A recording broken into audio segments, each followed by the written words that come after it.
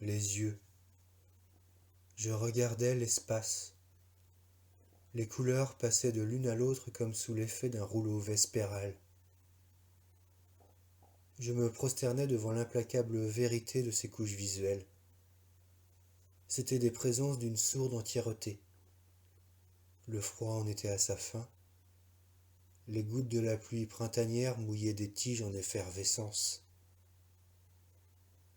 Les pieds plantés sur le sol, je me figurais comme une girouette submergée par l'espace infini. Je fermais les yeux.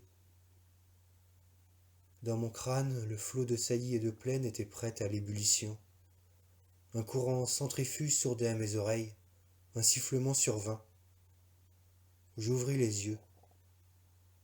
C'était l'impulsion de l'allumette. Les nuages gazeux formaient un souffle allumeur. Prêt pour le départ, je me laissai prendre par le rouge.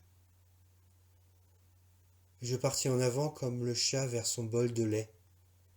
D'un pas cotonneux, j'obliquais autour d'une flamme à la chaleur immense. Je frémis de crainte, percevant la fusion.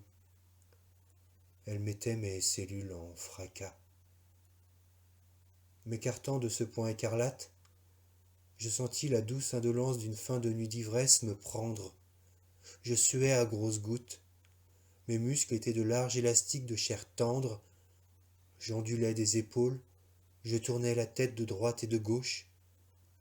J'aurais pu percevoir des présences extérieures, mais les ridelles des flammes formaient comme une combinaison de spationautes. J'étais tout de sensations tactiles avec l'air gazeux qui me chevauchait. Je souris, sûr du confort présent. Un écran entra dans ce maelstrom de flammes, comme une télévision qui avançait. Je vis les chaussées parisiennes, les trottoirs de bitume entre les immeubles haussmanniens. Un bâtiment nouveau à la façade de béton, de plastique et de végétaux approchait. Le flot des passants frémissait. C'était presque le printemps. Leurs corps rebondissaient, habiles. Leur visage n'était qu'une surface de peau lisse. Ils n'avaient pas d'yeux pour voir, mais se dirigeaient sans difficulté. J'entrais dans cette marche comme dans une parade. Je regardais le ciel. La pluie avait cessé. C'était un bleu d'après-midi. Sa voûte en était sereine. J'imaginais le même bleu par-delà les immeubles, les faubourgs, les rivières et les montagnes. Je croisais ces corps souples et sans visage. Ils ne semblaient respirer que par les pores. Leurs épaules montaient et redescendaient comme sous l'effet d'une onde sinusoïdale. Je slalomais autour de ces corps. Leurs vêtements aux couleurs vives se découpaient précisément dans l'air bleu, comme des lignes de dessin avec des reflets scintillants. Mes yeux sortirent. Je laissai mon corps planté dans le bitume. Les yeux s'envolèrent au-dessus de la colline urbaine avec mon esprit comme accompagnateur. La vitesse me prenait en tunnel. Quelques larmes coulèrent puis tombèrent sur des plaines céréalières.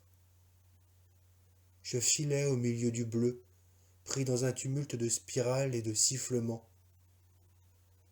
Emporté par le mouvement, je me grisais alors que la couleur s'embrumait. Des gouttes de gaz oxygéné perturbaient le nerf optique, je ne voyais plus rien. J'acceptais le gris. Cela aurait pu être du jaune, du vert ou du rose. Les fréquences balançaient du gris vers le blanc. J'étais dans un non-lieu, sans corps, et je filais à la vitesse de la lumière. Le souvenir de mes paupières s'écartait sous l'effet de la surprise. Il y eut un moment de fixation. Puis tous les mouvements s'arrêtèrent.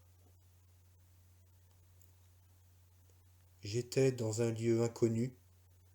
Je me sentais totalement vulnérable. On aurait pu m'écraser ou me déposer sous une couette contre un corps gorgé de chaleur. J'étais là. Je ne pouvais plus rien faire.